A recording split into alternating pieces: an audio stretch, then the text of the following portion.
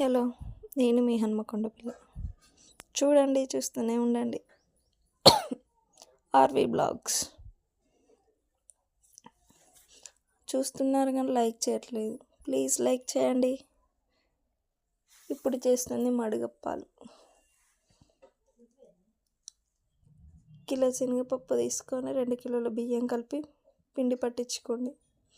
పిండి పట్టించుకున్నాక పిండిలో ఉప్పు, కారం, ఎల్లిగడ్డ పేస్ట్ వేసి మంచిగా మెత్తగా కలపండి. పిండి సాఫ్ట్ అయ్యేదాకా కలపాలి. సాఫ్ట్ అయ్యాక కొద్దిసేపు పక్కన పెట్టేసి మంచిగా మెత్తగా కొంచెం పక్కకు తీసుకొని ఇంకా కొన్ని వాటర్ కలిపి ఇంకా మెత్తగా కలపాలి. పిండి ఆరిపోకుండా చిన్న ముద్ద వాటర్ ఉండాలి. చేయి తడుపుకొని చిన్న ముద్ద తీసుకోవాలి. చిన్న ముద్ద తీసుకొని మడుగుల పావుల్లో పెట్టాలి. మడుగుల పావుకైతే ఆయిల్ రాసి పెట్టుకోవాలి ముందే. మా సైడ్ అయితే మడుగుల పావులు అంటారు. మరి మీ సైడ్ ఏమంటారో నాకు తెలియదు కదా. మీ సైడ్ ఏమంటారో కామెంట్ చేయండి. జలగంటల పైన వేసి ఫస్ట్ జలగంటలకు కూడా ఆయిల్ రాసి పెట్టండి. ఎందుకంటే నూనెలో వేసేటప్పుడు జారాలి కదా, నూనెలో పడాలి కదా. అలా వేసుకోండి.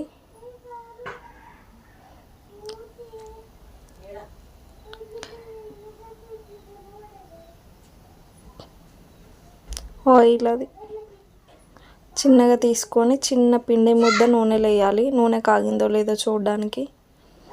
మా సైడ్ అయితే అలాగే వేస్తారు. రిపాకు మీద అప్ప చూడండి అందులో వేస్తారు. అందరూ వీడియోస్ చూస్తున్నారు కానీ ఎవరు లైక్ చేయట్లేదు. లైక్ చేయండి ప్లీజ్. సబ్స్క్రైబ్ చేసుకోండి. మళ్ళీ అలా పెట్టి రెడీగా పెట్టుకోవాలి.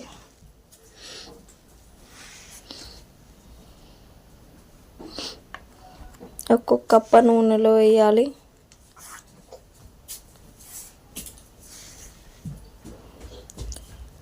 అప్పాలు కాలుతూనే ఉంటాయి. మనం ముచ్చట్లు చెప్పుకుంటూనే ఉందాం. మళ్ళీ వేసుకోవాలి. ఇంకా నూనెలో పడతాయి కదా, అందుకే మళ్ళీ వేస్తున్నా. నూనెలో పడేంత వరకు వేసుకోవాలి. వేసుకొని ఇంకా పడుతున్నాయి కాబట్టి వేస్తున్నాం. ముగ్గురు నిండా వేసుకోవాలన్నట్టు. అవి కాలాయి. అప్పాల పుల్లతో చిన్నగా తీసుకోవాలి. అప్పాల పుల్ల అంటే తెలుసా? అప్పాల పుల్లని పట్టుకొని చిన్నగా తీసి పక్కన ఒక ప్లేట్లో పెట్టాలి. ఆ ప్లేట్లో పెడితే దాంట్లో ఉన్న ఆయిల్ ఆ ప్లేట్లో ఆగుతుంది.